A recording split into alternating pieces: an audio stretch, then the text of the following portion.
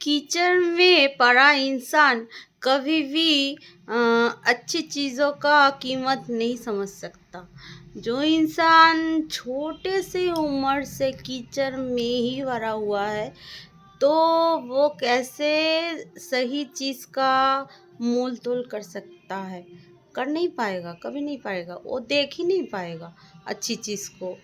वो क्योंकि उसका नेचर ही वैसा बन चुका है कि उसने आसपास जितना देखा है वो सब सारे कीचड़ ही देखा है। तो वो कैसे कमल को पहचान पाएगा?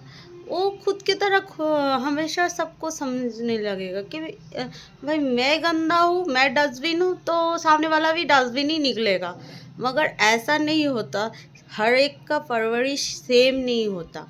हर एक का परवरिश अलग होता है, अलग हाथों में होता है। हर एक का नेचर सेम नहीं होता।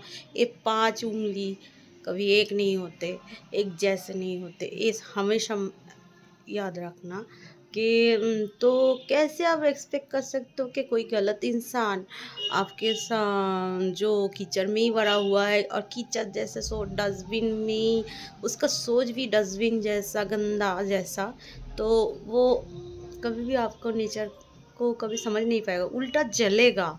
और आपको ना वही कीचड़ में आपको भी पैर खींच के नीचे उसकी तरह ही बनाने की कोशिश करेगा। मगर यही हमें समझना है कि हमारा परवरिश कहाँ हुआ है और कैसे हुआ है। हमें अपने मम्मी पापा का परवरिश को ध्यान में रखते हुए, उनकी इज़्ज़त पहले करते हुए, हमें हमेशा वो ध्यान में रखना है कि हमें मम्मी पापा ने छोटे से उम्र से क्या सिखाया है। उन्होंने हमें जो अच्छा नॉलेज अच्छा चीज़ सिखाया है, तो वो हम वैसे ही मार्ग पे चलेंगे, क्योंकि वो ही हमारे पहले गुरु होते हैं, मम्मी पापा। तो जो हमें हमारे मम्मी पापा ने सिखाया, तो हमें वैसा ही चलना है। ऐसा नहीं जो इंसान बाद में जाके बड़े होके एक गंदे इंसान से मिल चुका है तो वो उसके तरह ही बन जाए, ऐसा मत रखो।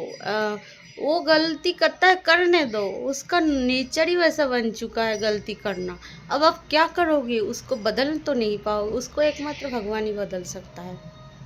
ये जो ये जो सारे लड़कियां कहते हैं ना, मेरा बॉयफ्रेंड को मैं बदल दूंगी, वो दारू पीता है, मैं बदल दूंगा, मैं अपने प्यार से उसको बदल दूंगा। अरे भाई, कुछ नहीं बदलता।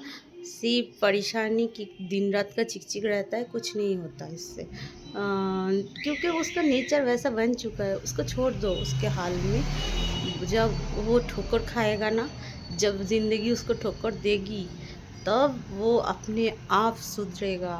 उसका बाप भी सुधरेगा। सुधरने में उसको तब कैसे सुधरता है पता है? भगवान उसको सुधरता है कि तूने इतना कुछ कर दिया है किसी के साथ कि तेरा कर्मा इतना बड़ा हो चुका है कि और अब और नहीं। क्योंकि वो लोग ना किसी का तो भला नहीं कर सकते, सबको रुलाते रुलाते अभी तक आए हैं। तो आप क्या करोगे? मगर आपको अपना रास्ता नहीं भूलना। आपको सही रास्ते में ही चलना है और अच्छे मार्ग में ही चलना है। और हमेशा उसी रास्ते में आप चलते रहोगे तो ही आप भगवान के रास्ते पे चल पाओगे।